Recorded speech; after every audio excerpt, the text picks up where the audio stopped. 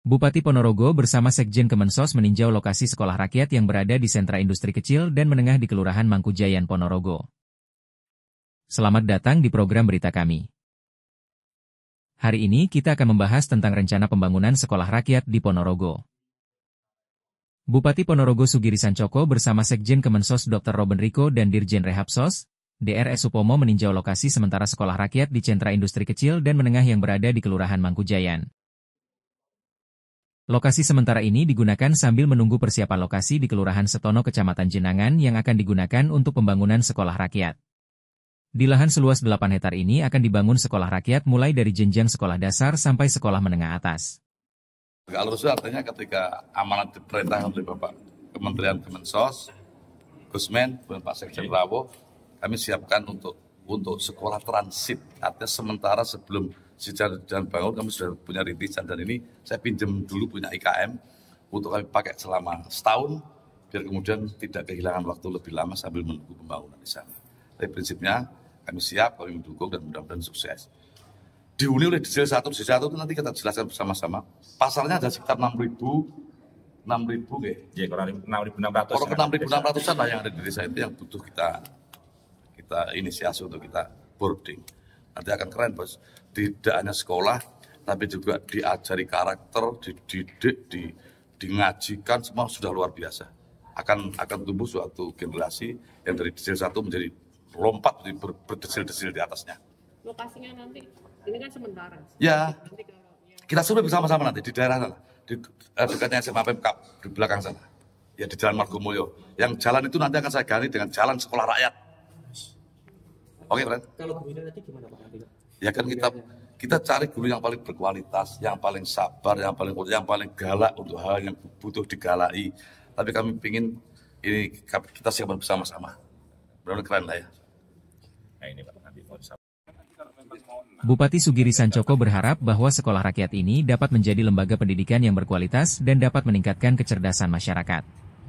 Di sekolah rakyat ini juga akan disediakan asrama. Bangunan sentra industri kecil dan menengah ini dianggap sudah sangat representatif dan cukup luas untuk digunakan sebagai lokasi sementara sekolah rakyat. Terima kasih Pak Bupati, Pak Sekda, serta para KOPD di pemerintah Kabupaten Ponorogo. Siang ini memang saya bersama tim formatur sekolah rakyat melakukan bagi tugas, kami melakukan kunjungan di Kabupaten Ponorogo, salah satu kabupaten yang mengajukan kepada kami di pemerintah pusat untuk bisa dilaksanakan operasional sekolah rakyat di bulan Juli besok. Plus juga kami ingin memastikan kesiapan lahan yang di atas 7 hektar yang bisa kemudian nanti akan dibangun sebagai tindak lanjut operasional tahun pertama di sini nanti.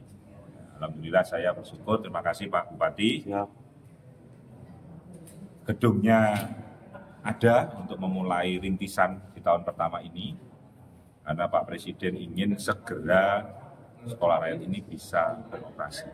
Dan sambil kita menunggu pembangunan lahan yang dimiliki oleh teman-teman Ponorogo. Nanti tahun kedua akan pindah ke tempat yang dipersiapkan dibangun oleh teman-teman. Ini untuk sementara, untuk trigger tahun pertama rintisan, supaya kita kemudian nanti tidak kehilangan waktu lebih banyak. Pembukaan tahun pertama nanti bulan Juli. Berapa siswa atau? Nah, rombel itu nanti kami ngikuti kapasitas di sini. Terjelek itu minimal 4 rombel, jadi 100 siswa. Ya.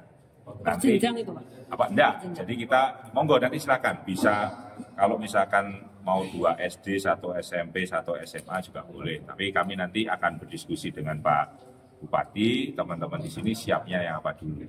Ya. Tapi nanti saat kemudian dibangun di tempat yang sudah lahannya yang kosong sudah disiapkan untuk dibangun, sesuai arahan Pak Presiden, nanti 3 jenjang ini harus ada. SD, SMP, SMA, dan terintegrasi dengan kapasitas 1.000 siswa. Siapa saja sekolah di sini? Yang arahan beliau terakhir ratas kemarin sore, wajib adalah anak-anak dari keluarga desil 1. Ya, jadi di luar itu tidak diperkenankan. keluarga Desir 1 itu Ya artinya masyarakat yang bahasanya ini saya tuh agak sulit sebenarnya mau ngomong itu, masyarakat yang berpenghasilan sangat rendah. Ya, nah, itu kalau mau menyebutkan yang status ini tuh berat bagi saya. Tapi nanti kalau kita ngobrol sendiri, saya bisa sampaikan. Itu konsepnya asrama atau gimana, Pak? Berasrama. Jadi nanti 100% akan dibiayai oleh negara, ya, mulai dari ujung rambut sampai ujung kaki. Ya. APBN ya, Pak? APBN. APBN. Ya. Kontribusi pemerintah daerah dalam hal penyiapan lahan serta infrastruktur awal yang perbaikan yang renov begini. Ya, kayak misalkan ini kan teman-teman tahu ini secara struktur udah keren ini bagus, kan tinggal kemudian pembersihan, mungkin dicat kembali, gitu toh. Nanti mungkin dibuatkan tempat tidurnya dulu, kan gitu dan kawan-kawan. Jadi semacam kayak kontribusi dari daerah untuk mengeksekusi. Selain kewajiban yang kewenangan yang harus juga dipenuhi oleh Pemda adalah pengurusan perizinan nantinya untuk di lokasi yang akan dibangun. PBG-nya kan merupakan kewenangan dari daerah untuk mengeluarkan PBG kalau namanya IMB itu. Kemudian nanti UKL-UPL-nya dan kawan-kawan. SLF-nya, itu termasuk izin operasional sekolahnya. Ya, sambil kita menunggu aturan khusus untuk SL ini yang sedang kita proses buat. Gitu. Nanti harapannya kan izinnya yang khusus untuk SL ini ditarik ke pusat semuanya. Karena ada jenjang yang hari ini secara sesuai undang-undang kependidikan kan ada 2. SD SMP di kabupaten kota, SMA kan ada di provinsi. Tapi sebetulnya itu tidak ada masalah karena ini adalah program gagasan Pak Presiden yang disupport oleh seluruh kepala daerah, baik itu gubernur, bupati maupun wali kota. Gitu ya. Untuk gedung baru persiapan anggarannya seperti apa, Pak? Anggarannya nanti akan teman-teman PU yang menyampaikan. Ya. Karena nanti tugasnya kan kita bagi untuk pembangunan dan kawan-kawannya, struktur, semua anggaran dan lain-lainnya ada di perencanaannya, ada di Kementerian PU. Kebutuhannya kira-kira berapa, Pak? Kebutuhan kalau untuk targetnya kan 200 lokasi yang ditargetkan bisa dibangun. Dengan rincian 100 itu melalui APBN, 100 melalui CSR. Nah, tenaga pengajar nanti sesuai dengan ratas dan hasil rapat satgas kita, nanti kepala sekolah, guru, tenaga pendidik, itu posisinya kita akan bekerja sama dengan Pak Bupati. Ya. Artinya nanti tenaga kepala sekolahnya, gurunya, ngambil dari tenaga pendidik dan guru yang ada di Kabupaten Ponorogo. Ya. Jadi kita kepingin kemudian memaksimalkan untuk memajukan anak-anak Ponorogo, ya guru-guru Ponorogo lah yang paling depan harus kemudian di depan. Ya, termasuk nanti mungkin kalau kayak guyonan sama Pak Bupati, malah Pak Bupati nanti mau ngantor jam 3 ya nanti di sekitar sini kan gitu. Ya. Nah, kira-kira begitu tadi. Sama dia. Nah. Gitu ya. Makasih ya teman-teman semuanya ya. Sekjen Kemensos Dr. Robben mengatakan pihaknya berkomitmen untuk mendukung pengembangan sekolah rakyat di Ponorogo.